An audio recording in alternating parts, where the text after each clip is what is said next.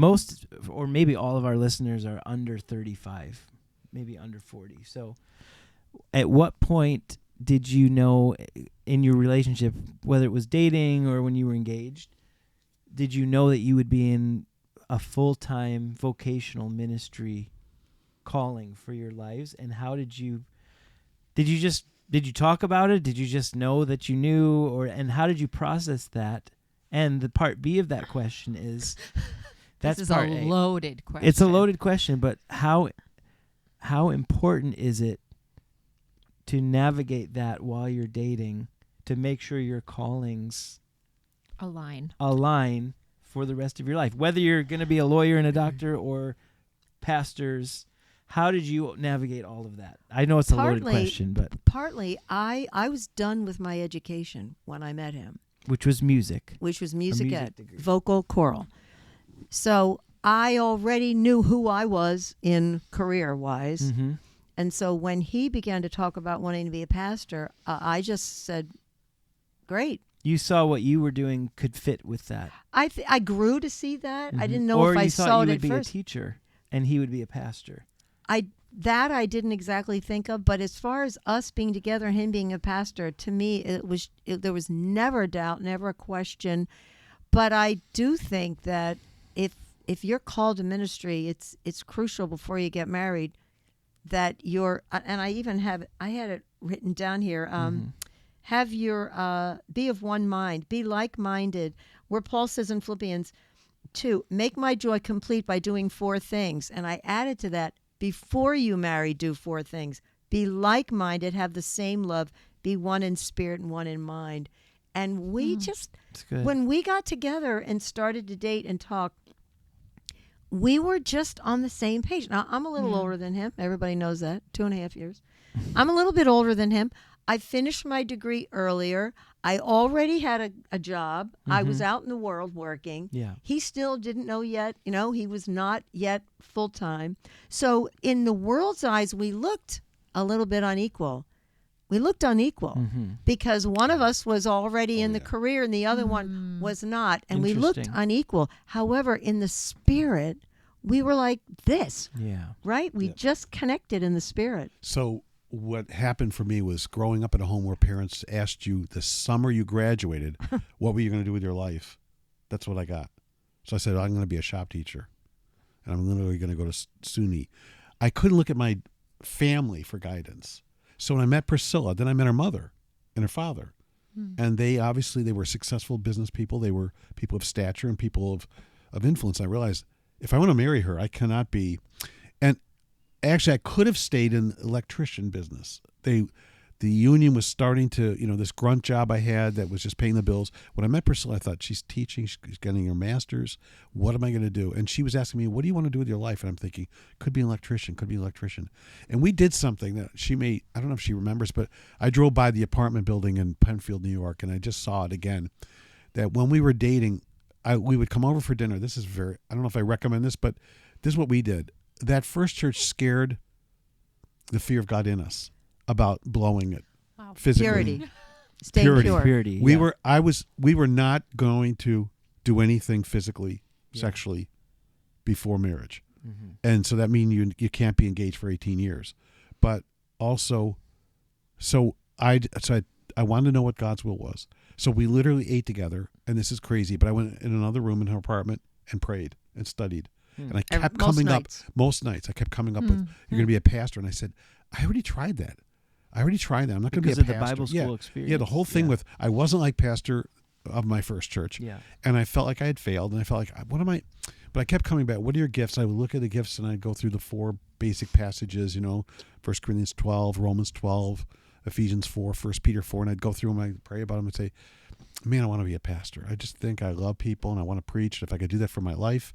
So I told her that, and she goes, well, that's interesting. And I said, yeah, but, we said maybe we should do this. And then one weekend we went down to her mother's, and I was like, okay, I need to go if I'm not going to be an electrician, I need an education.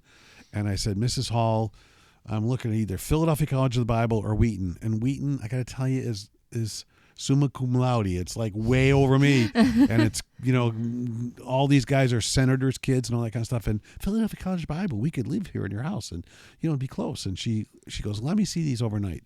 She comes back the next morning. She goes, go for Wheaton. I said, Mrs. Hall, you understand, I can't even pick the sand off their shoes. I majored in smoking lounge. You know what I mean?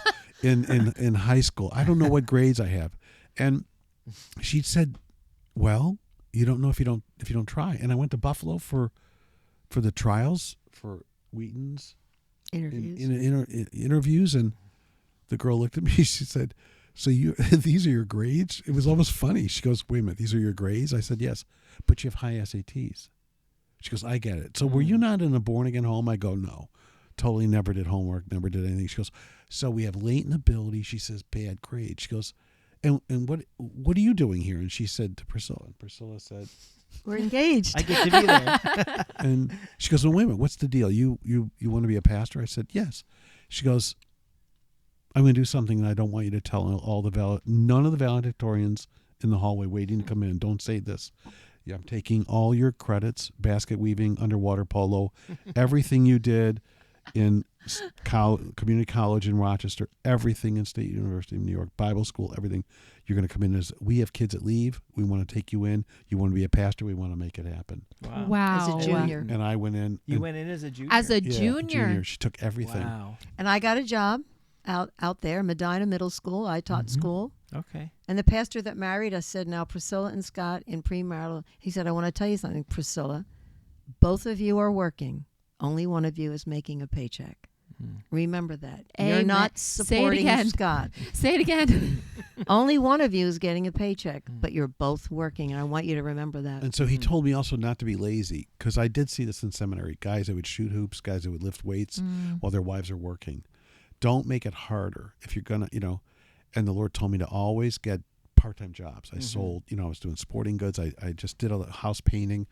I wanted her to see that I wasn't a deadbeat. I wasn't using, Just a student. Right. you know what I mean? Right. And then the pastor also told me in premarital, he said, now you come from divorce? I said, yeah, it was horrible. He said, don't use the D word. And I thought he was right on, because in fights, I would almost say it. We're going to divorce. Oh, wow. And I'm going to divorce. And it was almost like saying it like, what are you going to do? Are you going to run like my father? Like, Wow. and when I said it a couple times, and then I just felt one time like, you're not going to divorce. Yeah. You're done with this. You beat this. And I just sat there. I said, well, I'm not going anywhere. If you want to go, you can go, but I'm not going Yeah. anywhere. And, I had to see, That's my funny. Knowing you both parents- like I do, I can see that. My Yep. parents had exactly. a lifelong marriage. What can I say? Yeah. And his parents didn't. Mm-hmm. But it was just, I wasn't going anywhere. Mm-hmm. So, You were fighting against a generational thing. Yeah. I believe that. I was Yeah. just thinking that. Mm-hmm. Yep. And somebody has to step up in a generational line and say, nope. It enough's ends enough, here. It stops here. Yeah. And see, we always joke about what Ruth Bell Graham said. You've heard this? Have you heard this? She said, Billy and I did not believe in divorce, but murder was always an option. And I love that. And we, when you're younger and you're fighting, you don't joke about it. But now that we're older, I just think it's funny. Murder was always an option, but we didn't take that option, but it was an option. So I think those early 20s were our hardest. That was the inner healing days, getting delivered, getting ministry. We did While you it's were how- married, right? While we're Yeah. married and Yeah. having children and ministry. So a little And bit old for us, people. like I said, Yeah. the Lord graciously had us deal with a lot of that before. Yeah. yeah, So we didn't Yeah. have to that's good. start our Now marriage. we have to deal with other stuff in our there's always Yes. That thing with the murder thing. No. Yeah. I think we're ready to graduate to that actually. You know what I've said? Sometimes when we have a disagreement, and he feels one way and I feel the other way, and sometimes I'll say, God didn't bring us together to be identical, because if we were identical, then one of us is unnecessary. So Wow. That's good. one of us is unnecessary if we're supposed to think alike, talk alike, that's not, God brings two people together who are different, makes them one, but, the coming together of the different is, there's Makes it some more turbulence com- there. compatible. I want to back up to unequal yoking, Yeah. in dating and all that kind of stuff. I just said this joke again. It's true, but my church, that fundamental church, tried to hook me up with a pretty redhead Campus Crusade girl, and it was the worst date I'd ever had. And I remember they so thought it would be just a thing because they thought, oh, this guy's going to be a pastor someday, and I was saying, no, I'm not. And then I did, and I gave up dating. You know, I didn't kiss it goodbye because I didn't believe in it. I just was like, you know what, I'm done. I did too. She also died to it, and when we weren't looking for it for them, and just kind of focusing on the Lord and doing our job, God brought it in. It's like a Matthew 6:33. When you seek first God. Yeah. So the people that feel like they got to do the dating and all that kind of stuff, all I can say is we both burned through that and said, you know what, we're just not going to go that way. And I don't know, we were so blessed. And I think the key was when we saw each other talking and loving, being together and just talking and deep stuff, not just stupid stuff, but like, you know, I mean, we would do some fun stuff too, but we were talking Bible, we were talking church, we were talking the Lord. And I think when I saw that, I thought, wow, she really is equally yoked with me. We can work the field together. Does that make sense? Mm-hmm. And I have colleagues whose wives don't even attend their church. Right. It's their ministry, and they don't like people. They don't like church. I saw her direct plays for the high schools, you know, with 50 kids, and then parents coming twice on a weekend to watch their kid in Bye Bye Birdie or, you know, The Music Man, and Priscilla's up there doing this. And I go, wow, she can actually stand in public. She's not, you know, she's got the skills. I wasn't looking at like you're filling a resume, but I just thought we kind of fell into it. I just thought I loved her. Thought I was gaga. I thought, oh my gosh. So, you know, I remember a friend of mine at work actually said something critical about Priscilla. I almost put him through another life. I rearranged his life, and I was gone. But at the same time, I look back and I go, wow, God blessed us in that we were on the same spirit. I think the spiritual, I mean, we loved each other physically. We saw, you know, we weren't not attracted, but I think the key for us was the spiritual unity. We loved God. And that got us through all that junk of, you know, me waking up and going, man, I was dysfunctionally raised, you know, and realizing, wow, we don't really have fathers. And I think that's a need. That's why I want to help people with that. And anyway, going through all that. That's good. That was going to be my question. I was going to say, what was your question? That was going to be my question. It's just like, and I want to target it towards mom to mom, minister to minister. I want to target it to you. Here we go. Loaded questions. But like, no, what were some of the things, because ministry can get so much, like, so like consuming. Children can be so consuming. If you're going through a time of inner healing, that can be so consuming. So what was it that kept you connected to your husband in the midst of you guys starting this church, like you being a mom, all these things are happening? Like, was it the communication? Was it like taking like specific times, or was it just the grace of God that you knew it was the season you were in? Like, you know, actually, from day one, we declared Monday was day off. And really? That's pretty mature for us being so young. That's unbelievable. I wish we could say that. I had those in my notes. I actually we thought decided about that. That's amazing. Monday was our day off. You had a Sabbath. You took a Shabbat. Yeah. Yeah. And then as we, you know, as our kids came, it was Monday. And then night times, you know, he would have meetings. But I gave up full-time teaching. Oh, I know. You know, when the pulpit committee said, so Priscilla, are you going to get a job here teaching music now that your husband's going to be the pastor? And I said, no, I'm going to be a stay-at-home mom. Yeah. So I made a decision then after 7 years of full-time teaching that I was going to stay home with my kids. So that's one thing. So therefore, I'm always around. And the church, by the way, was 20 feet away from the parsonage. Yeah. So we were together a lot. But then as my kids got a little bit older, God started to tap my heart about homeschooling, which is not something I ever intended to do, ever wanted to do, fought against it. Yeah. But as far as keeping me home as a mom and available to him, you know, home became the center, home and church. And I don't think we had a problem. I mean, you could ask my kids. Would they say we were always at church? I don't know if they would say that because I was home with my kids. And then when they got older, we started a Christian school at our church, of which I was the principal. Yeah. So I was still there and home. Along the way, ministry-wise, I did, I started a women's Bible study with one woman, 2 women the first year. That was Yeah. once a week. Yeah. And then on Sundays, I played the piano. So in the beginning, we didn't have a whole lot going on. So Right. But even in the midst of all that with mothering and everything, there was a partnership happening. yeah, Where Yeah. it wasn't just like, oh, now just because I have kids, or oh, now just because these emotional things that I need to deal with are coming up, I have to separate myself from you. no, I was always involved in the church, starting out small, and basically in my I taught the Bible, and I did choir. I did choir, and then it Yeah. became worship team. So I did music and I did Bible. That's what I did. And then it grew and expanded, big Christmas musicals and Easter choirs, Yeah. but seasonally. So we always did Mondays. We even bought vacation homes with inheritances in the Poconos and took our kids Sunday right after church to Monday night, if not Tuesday morning. And with homeschooling, we didn't have to always be obviously back.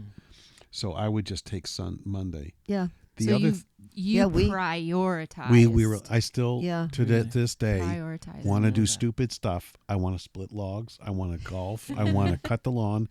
And honestly, I have to hold her, sometimes because, and I want to say it this way. We hold our conversations. I try to say it's Monday. And it's kind of, crass, but I just go, hold on that. I know we're getting a good thought, but it's Monday. Let's just hold on it.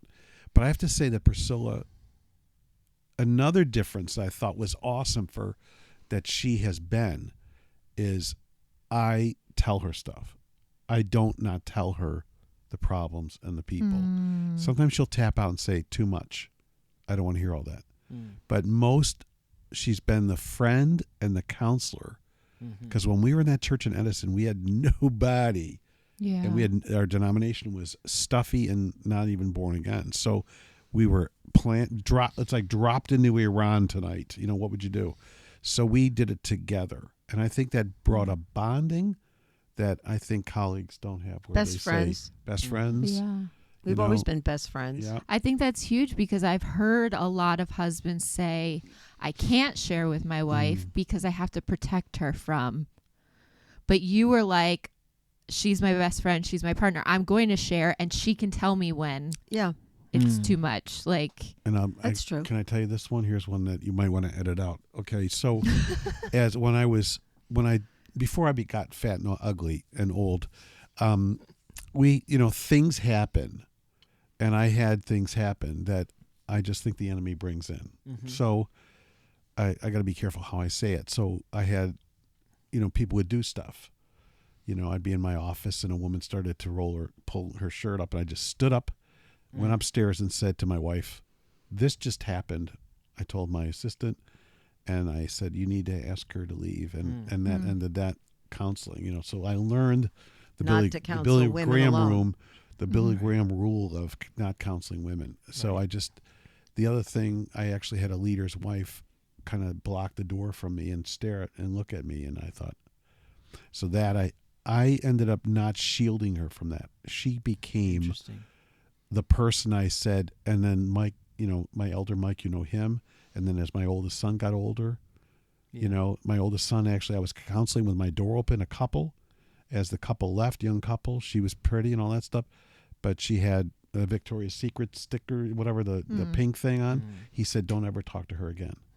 He had a word of knowledge. I'm like, what? You don't talk like that. How do you, what do you? So, you kind of, she also became, I didn't want to not tell her if I was tempted or if somebody was kind of coming on or someone bothered me. Or I'm bothered. You know what I mean? It was all those things. Something was said that was odd. Somebody touched me. Somebody was too flirty. I think that was to me, I would say this to men's groups, and they would be like, my wife could never take that. I don't agree. And I had guys even challenging me. I could never talk like that to my wife. I'd say, no, I tell my wife, years ago with the temptations of what's on print or what's on the internet. I would tell her that stuff. I'd say, look, you need to pray over me. Or I'd say to her, I want you to guard me from this woman. I know you might like her, but there's something there. I'm not accusing her. I'm just telling you what I feel. I'm feeling something. So can you help me with that? And so before we had ushers, she would be sticking next to me. Wow. And I'd say, okay, we're going to do altar ministry together. And I can't have you doing, like other things. And if we want to not fall, I want to tell you. So then I came up with rules too and they were always challenged and offended. People were like, what do you mean? You're not going to counsel. I said, well, my wife is here. There's so many women that could counsel you. Yeah. I don't think you Very need my wise. wise wisdom. And so, I've looked at cases of how people fell. So it's there's termites that get in the trough of the marriage that you got to just weed out. And yeah. And I mean, the Bible even speaks about bringing things into the light. And the fact that you didn't even give the enemy the opportunity to plant things in the dark and cultivate them in the dark. You were keeping it open and in the light with your That's powerful. That's really powerful. Got to be honest. Yeah. And if he felt like he needed to challenge me about something, or I would need to challenge him, I think it hit me around 20 years. I have this thought. I think around 20 years, you mean? 20 years of marriage, I thought, wow, 20 years, this is working. This is working. But I never looked, before that, I never analyzed or said, oh, we've been married 5 years and everything's going great, 10 years old, everything. Around 20 years, I thought, wow, there's people that haven't made it 20 years. And we've made it 20. And I began to realize, okay, what we're doing is working to go the long haul. I mean, for me, it was married for life. And he married me married for life. But I had the experience from my home to know what it was like to have parents my whole life together. But he didn't have that. And God had to work us through that, and I had to not have expectations that, well, you should understand this. Well, no, he didn't have that, so maybe he didn't understand it, so I need to explain it. And he would have to explain to me, you had this, but I didn't have that. And so we need to talk about it, Communication. She's been such a challenge and a help and all that. Maybe from our first church, we kind of fell into a traditional, and it's worked for us, traditional kind of style. I was the head, but she was the neck. And the jokes about, anyway, but everyone knows those things. The neck turns. It supports the head. We just Supports and turns. Yeah. She never dug in and said, I'm not going to Chicago. No, I'm not going to Boston. No, I'm not going to New Jersey. And I deal with guys in my church where they don't want to leave our church, but they go, you're the best pastor. And I go, what do you mean I'm the best pastor? Yeah, you're the best when I'm leaving. And I go, look, you don't want to leave, do you? And the guy cries. So I've never had that kind of, we've tried to make decisions together. We try to come to, you know what I mean? She sees me as the leader, but it's not like, well, I'm the leader. You know what I mean? Where there's same thing in the church. The same thing hit me. We tried all the committees. We tried democracy. We tried, the elders and deacons being equal to me. It wasn't working. When we got married, my mother died 2 months after we got married. So I thought, who am I going to? I don't know how to be a wife. How do you be a wife? I had nobody to talk to, and then I became a pastor's wife, and I just got my hands on every book I could get. I read all the books then on marriage and family and wives and husbands, and I don't even remember all the authoresses back then, but I just read everything I could read to find out. I'd read about pastors' wives who wrote books. I read all that stuff. And I pretty early on, I learned that I wasn't the head. I wasn't the head of the marriage. And I learned it, Ephesians, husbands, you're the head, love your wife, wives submit, and submit is like a 4-letter word to some women. But I learned that I was not the head. I am strong. I am opinionated. We both talk a lot all the time. and we're the same. He's a type A, I'm a type A leaders, and yet God taught me early on that I was not the head, and I chose to submit, and that submitting is a choice that you make cheerfully. Right. It's a cheerful choice, and every time, Jesus did not regard equality with God a thing to be grasped. Philippians 2, but he made himself lower. He chose to submit, and that verse was like crucial to me as a young wife and a young pastor's wife, that this I'm going to be like Jesus. He's equal to God, no less than God, but he chose to come down to fulfill God's plan. And so now in our marriage and in our church, God's got a plan. And every time I choose to submit, I get blessed and I get promoted. Not that I was looking for that. I wasn't looking to be promoted, but God promotes us when we choose to get in line with what his plan is. And I have found, God speaks to me. Sometimes I come to him and I say, I feel like the Holy Spirit's saying this. Sometimes he'll say, And I'll say, will you pray about it? Yeah, pray about it. He might come back and say, I think that's really right. Or he may come back and say, I don't know, I don't see it that way. Maybe as a young pastor's wife, I'd be like, God talks to me too. He doesn't just talk to you. But as time wore on, I said, Priscilla, chill out. Yes, God, and I will also sometimes say, God, if he tells me something, I'll say, God, if you want him to know this, you need to tell him. too. You literally say those words. I say, you need to tell him. And then that's, you know what? I usually get hit upside the head by God with something, not shortly thereafter. I'll just tell you the short So good. The short version of Stephen is that I went away on a women's retreat. Your and son, God, just my 'cause people who son. don't know Oh, yeah, Stephen. fourth child. I have 3 kids, boom, boom, boom, close, How 3 old years were- apart. How old were you? I was 38. So I go away on a women's retreat, and the Lord speaks to me, I have another child for you. And I'm looking around like, how did you find me here, Lord? I don't need enough. I was not happy with that prophetic word. Okay, so I go home. I tell it to him. He goes, you come home from a retreat and tell your husband, God spoke to me. Yeah. And you think he's going to go, oh, honey, what did God tell you? Right. So I told him, and he goes, I don't know. I'm really happy with the 3 kids we have. I don't really feel the need to have another child. And I probably said, I don't either. But so I just kept praying about it, kept giving it to God, and it kept getting stronger. And that got me more upset because I was 38 and I didn't feel the need to have another child. You'd also miscarried. And I had 1 miscarriage. Yeah. That's hard. And so it kept growing. And can you remember me at the altar on my face crying? And you, and at the time, the assistant pastor, the 2 of you were looking at me like, whoa. Oh, no. And I'm crying my eyes out. So I finally said, God, if you want us to have another baby, you better tell him. Now, we weren't arguing about it, but I was dying inside because I didn't want another baby. Isn't that awful to say? No, nope. I understand. I just... That's But how anyway, we went were to too. visit our relatives who had a little blonde, blue-eyed boy.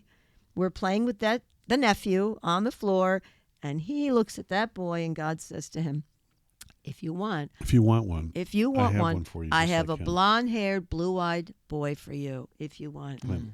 And he came to me and he said, okay, let's do it. And then, of course, it was only a matter of, it was very fast. Right. I got pregnant very Right. fast. No, it was the Isn't that same crazy? for us. Listen to her now. Tell the the same story for us. We were about Asher, we were our boy. happy Mm-hmm. with our girls. We were happy. This they is were getting crazy older, more independent, like everything. We were our You were finally Life happy, getting your was freedom back. easier. happy family of Yeah. 4. I was getting my identity back, feeling more like myself again, all this stuff. And the same thing, God was like, and he wasn't like, I have another child. He was like, I have a son for you. Wow. But just the same way, he didn't pose it as a command. Mhm. It was like, here's a gift that I'm offering. You can choose to accept it. Mhm. And it was the same thing. And I went to him and I was like, I think we're supposed to have another one. And he was like, okay. You know, Yeah. And we I've got our known son. men that have Yeah. said no. Yeah, I was like, sure. And I would say, in all due respect, I tried to gently counsel some of my own guys. Your wife has a desire would you really, really think about this and pray about this, brother? Mm. Why would you? Oh, we don't, money, whatever the reasons. I thought, and not quite on the same level, but Priscilla was the first to say to me when I hit 50, she said, I think you could get a Harley if you want. And I was like, so 25th wedding anniversary. yeah. And I found one for $3,000 in Miami, and a guy in our church ran a trucking company, and he trucked it up, dropped off. I bought a sight unseen Sportster, and it happened again this last summer when Brian called me up and said, there's a motorcycle that's available. Get a second one, and Stephen could ride the first. But I found that we work together like that, that she said that to me like one day, you could do. So I'm waiting for the Corvette. I think that would be. That's What coming. anniversary is that? Yeah. Lord. I don't know. We better hurry up. No, but I love what you said about the submitting to your husband. I feel like it is a narrative that is so strong to women these days that if you submit, you lose your value, you lose your strength, you lose your identity, you're being controlled. And that is a lie from the devil. Submission does not equal a regress Right. in yourself. It doesn't equal a loss. Right. But see, here's the thing. As a submitted wife, I have to pray for him to be a godly head. Right. Because just because God says the man is a head doesn't mean that the man is walking in headship. Right. So like young guys and girls get married, he's called to be the head, she's called to submit. They don't know how to do it. Right. All they know is who they are in the flesh. They don't know how to do this. So it's important that she has to pray for him, and I would pray for him to be the head, because he came out of a home where the dad, maybe, can I say this, was not the head. So that's his experience. Yeah. So wives, even while you're submitting, you have to pray, Lord, you got to pray him up to be the head. Give And him the then- wisdom, give him the Right. direction, give him the strength. And all the husband things. needs to pray for his wife that she'll submit, not make her submit. See, that's Right. not submission. If the husband strong arms and is going to strong arm, the Bible says you need to submit. You should be submitting. That's not submission. Submission Right. is when you choose. So if a husband has a wife that's not submissive, he needs to pray for her to choose to submit, because then it's a God thing. Because when it's forced, it's abuse. It's not submission, Yeah. right? It's control. It's right. And if he's not a godly head, then he's a controlling head. Right. And he's not supposed to be that either. He's supposed to be a godly head. And when there is that relationship of a godly head and a chosen submission from the wife, like Yeah. that's what we have, Yep. there is so much respect. Yeah. That's the other thing. I feel like women think they're not. I can tell how much he respects Oh, me. yeah. Sure. Even though I will like submit to like what he's feeling, or like we'll talk through things and all that stuff. I want him to be my covering. Sure. But there's so much respect and humility in his leadership. And I think that's what you're saying. Like when a man knows how to be a godly head, there's humility in that too. Yep. And he shows respect to his wife. Yep. Just as she respects him. I mean, I've done this humor thing all the time about that I'm glad to have my first wife in the front row, and or that Priscilla is enjoying marital bliss 35 years or whatever. And yet a couple weeks ago the Lord told me on joy that I should end the sermon about how the only way I could figure out that we get joy, as the angel said, was I realized the same joy I felt the night I was engaging Priscilla. And she cried when I said it. Women were like, ooh, that's beautiful.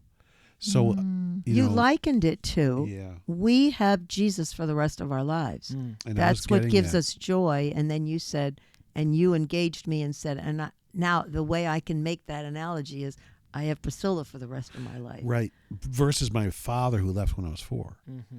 And you feel like the best thing I could think about the joy of the Lord without the angels explaining it was I thought, we get to have Jesus the rest of our lives. And So that's into been, eternity. I think Jesus, going back to the first comment, was that's how we navigated all the junk with the cult and all the Christian cult, the first church, was you don't give up Jesus.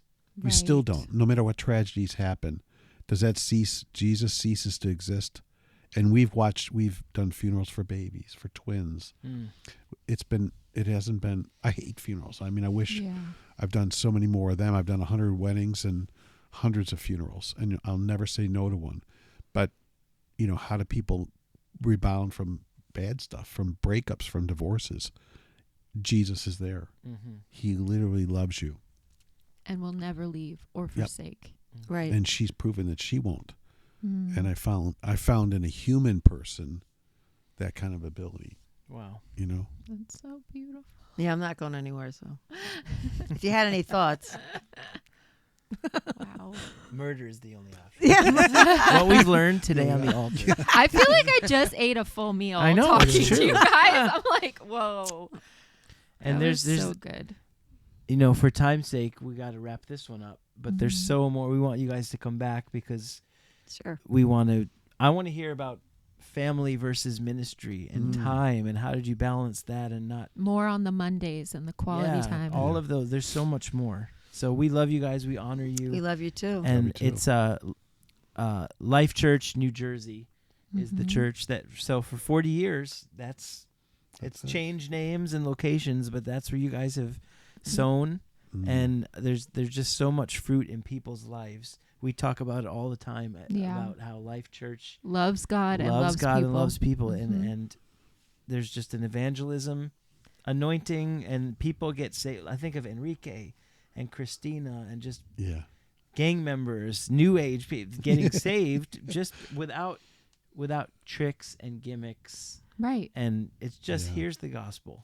Yeah. Present the gospel and then love on the people and disciple them. And you guys do that so well. So you God. can find them. You can find them on Facebook, Instagram, Life Church NJ, and they also live stream their services on Sunday. Yes. So. Awesome. And we love you guys. Thank you guys are for doing awesome. this. Thank you. Thank you for And having we'll definitely us. have you back because we didn't even get to